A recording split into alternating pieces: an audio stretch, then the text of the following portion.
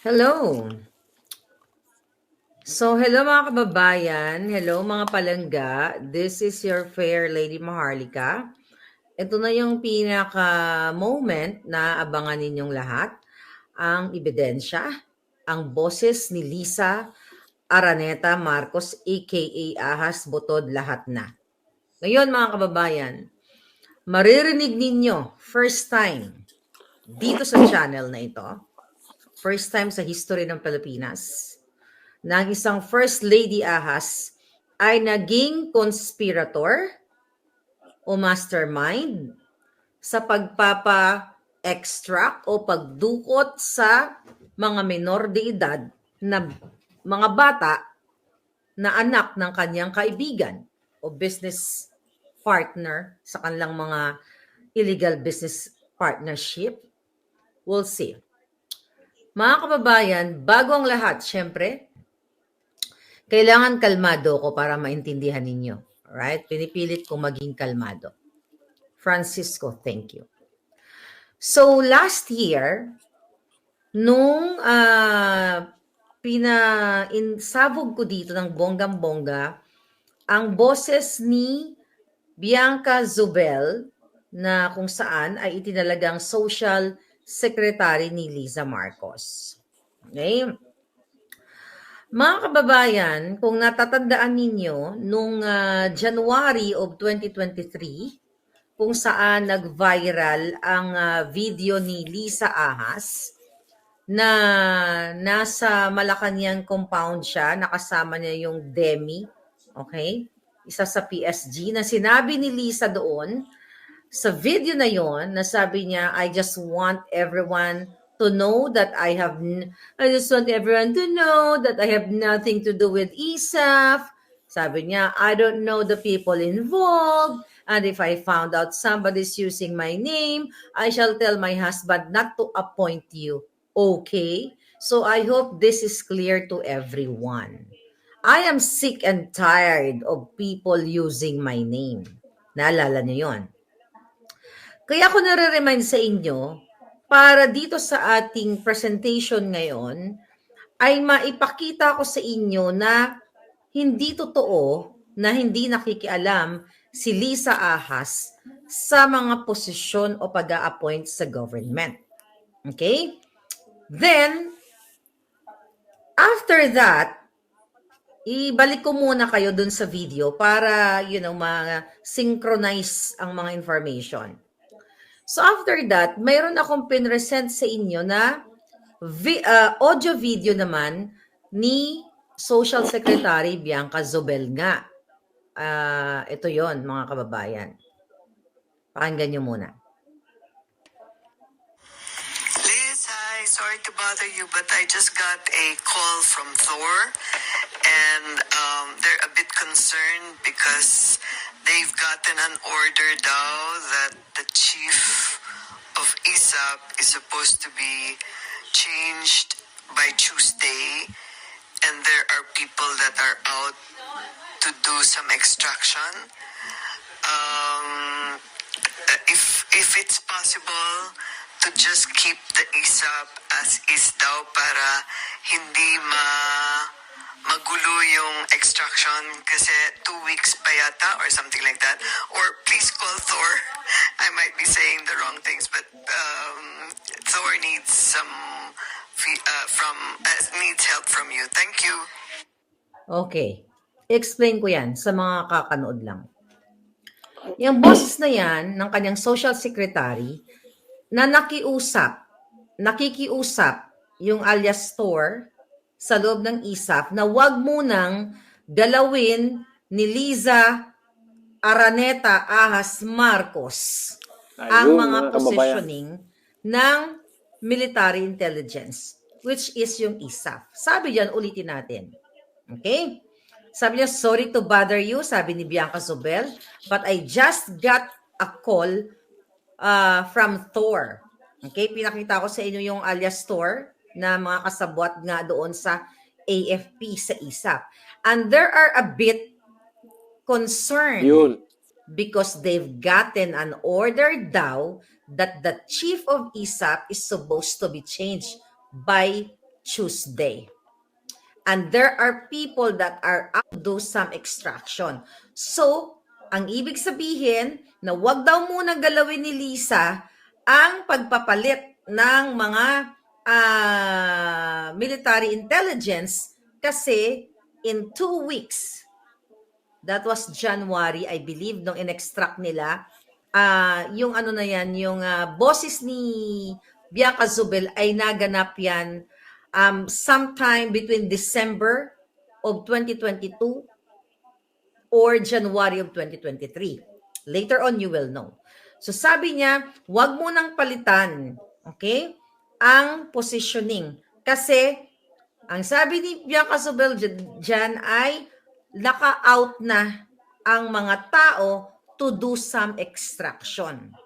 Ang extraction po na pinipinpoint na sinasabi ni Bianca Zubel ay ang pagdukot sa mga menor de edad na mga bata na anak ng kaibigan ni Lisa Ahas, kaibigan at kasabwat sa kung anumang mga anomalyo nila at kasabwat sa mga pulboronic activity nila, na i-extract nila ang mga bata sa Turkey o sa salitang common sa ordinaryong pananalita ay dudukutin ang mga bata mula sa Turkey, sa Istanbul.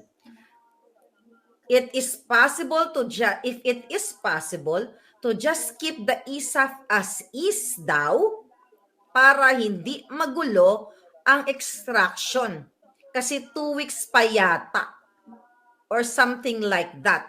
2 weeks pa, that, nung nirecord niya yung message na yan, 2 linggo pa from that voice message na sinend ni Bianca Zubel, as social secretary ni Lisa sa kanya, na wag munang galawin.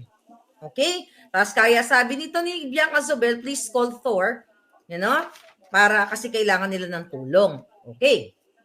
Ngayon, mga kababayan, lingid sa kaalaman ng taong bayan, noong February 2022, nung nangangampanya si Buwaka ng Inang, Kuting Jr. at si Lisa Ahas Araneta Marcos sa Bacolod, tandaan ninyo, ay naging ginagamit na ni Lisa o ni Lisa Smugs, mga kababayan, ang kanyang power.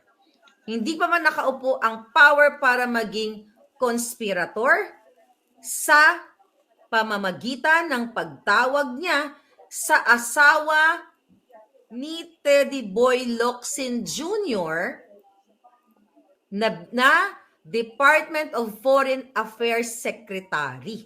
Tandaan ninyo, panahon yun ni Pangulong Duterte, DFA Secretary si Teddy Boy Locsin Jr. at may asawa siyang ang pangalan ng kanyang asawa ni Teddy Boy Locsin ay si Maria Lourdes Barcelon o ang palayaw ay Louie. So, noong Feb 2022, habang nasa Bacolod si Lisa Ahas, ay tinawagan niya ang asawa ni Teddy Boy Locsin para humingi ng tulong, okay, in behalf dito sa kanyang kaibigan na si Francis Chua. Okay, bago ko iparinig ang boses ni Lisa Ahas na kinaabangan ninyo, mga kababayan, ibalik ko lang kayo sa inulat ko sa inyo nung last year, sometime in September or October, nung sinabi ko sa inyo, ang issue itong pinag-uusapan natin na nakialam si Lisa, away po ito ng, actually hindi pala kasal itong si Francis Chua at yung kanyang partner during that time, pero meron silang anak. Okay? Meron silang anak. 3 anak. Okay? 3 anak, pero ang kanyang partner ay may unang anak na. So, total of 4. Okay? Pero ang anak ni Francis Chua dito sa girl ay 3 lamang. Para maintindihan ninyo ang kwento. So, sometime in September, palangga.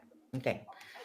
Sinabi ko sa inyo na naghiwalay ang negosyanteng si Francis Lloyd Chua.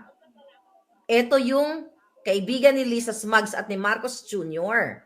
So nagmeron silang hindi pagkakaunawaan, domestic problem, civil problem. Nag-away sila noong 2021. Okay? So itong kanyang nanay ng mga anak ni Francis Chua, mga palangga, ay umalis papuntang Turkey, dala-dala yung mga anak, total of 4 kids. Sa kadahilanan, ayon sa ating puting ahas, dahil itong kaibigan ni Lisa Smugs ay lango sa pulboronic activity, mga pulboron, alak at kung ano-ano pa. Kaya naman, si Lisa Ahas Smugs ay kinausap nitong kanyang kaibigang si Francis na gamitin ang mga koneksyon para ma-extract ang mga bata, maibalik ang mga bata sa Pilipinas. Yun mga kababayan, ang istoryang ito. Okay. So, ulitin natin, February of 2022, nung nasa Bacolod si Liza, ay tinawagan po niya ang asawa ni Teddy Boy Locsin. Ito na ang audio video, mga kababayan. You decide. And I want you to inform lahat ng mga kakilala nyo, lahat ng buong Pilipino, buong bansa, buong mundo na ang buwaka ng inang First Lady Ahas ay isang mastermind, konspirator sa lahat ng kababuyan, lalo na dito sa pagdukot ng mga bata. Here.